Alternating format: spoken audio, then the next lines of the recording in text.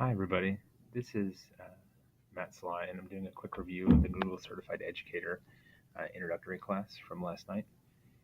This is going to go kind of quickly as it's a screen capture video, so if you need to pause or rewind to go back over any parts of it, please do so.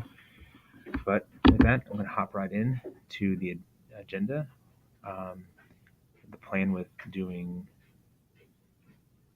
this kind of quick overview is that you have an idea about what the class is going to entail, what the expectations are, and hopefully feel like at the end of this that you got most of the content from our first night together. So one thing is I did introduce myself as Matt Slime, a coordinator of teaching and learning, and have been in the district about 7 years. This is my picture with Moby. I had other people in the class introduce themselves via their phones as well. I shared with the group what I hoped you got out of the class. My hope is that this connects to the ISTE standards for educators, which looks at what are the roles we play as learners and how we're working and functioning as 21st century or like modern day educators. But I also hope that in this class you see it as an inquiry driven process that really looks at digital learning. This is titled Google Certified Educator, but the reality is that you'll hopefully get some authentic opportunities to apply this to your classroom and to your work with other educators. And then I'm hoping that you'll think about how this impacts your growth mindset around learning new digital skills, because wherever you're at, you will learn something in this class. And finally, I'm hoping you have some interest in taking the level 1 certification exam. I'm not going to spend time on having read this over, but the bottom line is that the Google certification exam is broken into 2 levels. Level 1 is perfectly placed for teachers who are new to Google or experienced in using Google, but are going to really think about how they apply it into their classroom or work as a professional and with other educators. I shared with the group and I had them look at Casey Bell from Shake Up Learning's top 10 reasons to become Google certified. I'm going to actually have you guys watch a separate video about this topic, so I'm going to skip past this for now. When I asked the group if they were interested in taking Google certification, I was pleasantly surprised to see how many people were interested in taking that test at the end. This test will be paid for as a part of being in this board credit class. So if you're interested, I'm hoping that if you're not interested right now, I'm hoping by the end of the class you will be, because I think it'll be just like taking the AP exam for an AP class. This is an opportunity to really demonstrate that you have learned some new things. Here's what the Google Certified Educator class is composed of. It has 13 units, and we're going to see how those units play out. What I want you to notice is none of these units have the title of any Google product in them. These are all about work with students, work as a professional, working with others, and I think you'll see that Google has really created a nice collection of learning opportunities for teachers. So I'm going to take a moment to explore what the Google Certified Educator resource looks like. There's a link to this in the Google Classroom as well, but let's take a look at what this looks like. So Google created this collection of resources with the idea in mind of how can a teacher act on their own time and kind of learn a little bit more about how the Google process works. And so I'm going to go here and I'm going to click here on the fundamentals training level 1. So what you'll notice is that in the each one of these units, there'll be sections for telling you how long each unit lasts. There's also an opportunity to go in and take a look at and say, okay, if I'm doing unit 3, what is this unit going to cover?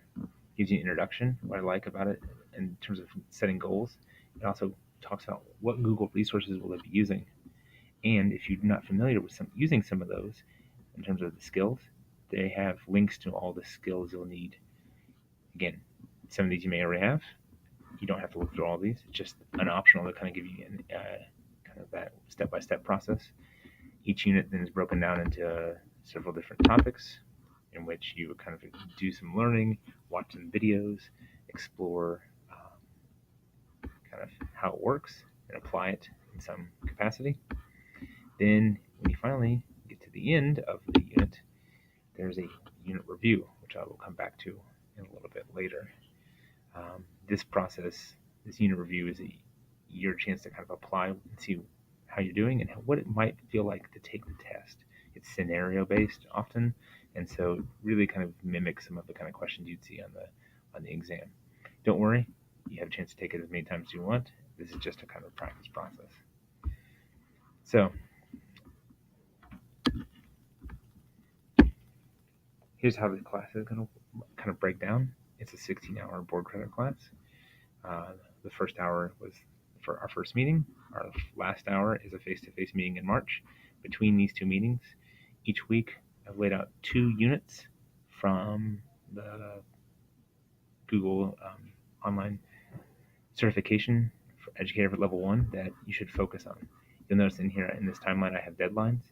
These are for making sure you're just not falling behind and having to try and do it all at the end. Essentially, the only drop dead firm deadline is right before we wrap up that week, that March 25th, because I need to make sure I have, before we meet together, I have accounting for all of your hours.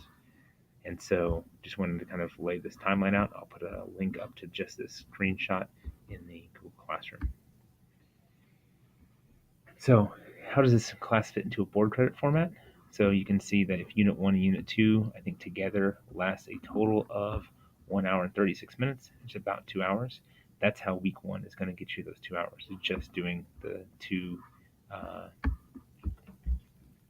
those 2 units in the Google Educator area.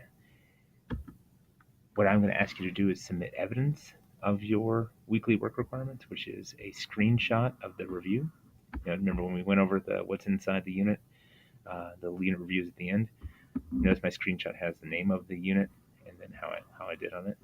This is my evidence that you've put in that time that the unit specifies that you would have done. And then I'm also going to ask you to reply to a question posed in the unit in Google Classroom. So these are Google Classroom questions. If you want to, these are bonus optional things. You can commit to doing an action with your first unit. With each unit, you can respond to others' questions they pose in the units. You can even explore. Every week I'll post an extra learning opportunity. These are all optional things, not required for meeting the hours of the class. In addition, if you would prefer not to be doing all of this work independently, I'm also going to set up optional meetings, either online using Google Meet or meeting at Windsor in a teaching and learning space. I'm going to send calendar invites about this. I used the survey that told me that maybe some people would like to do this. These are optional, but they would take the place of one of the units that week. So it would reduce how much you're doing kind of independently.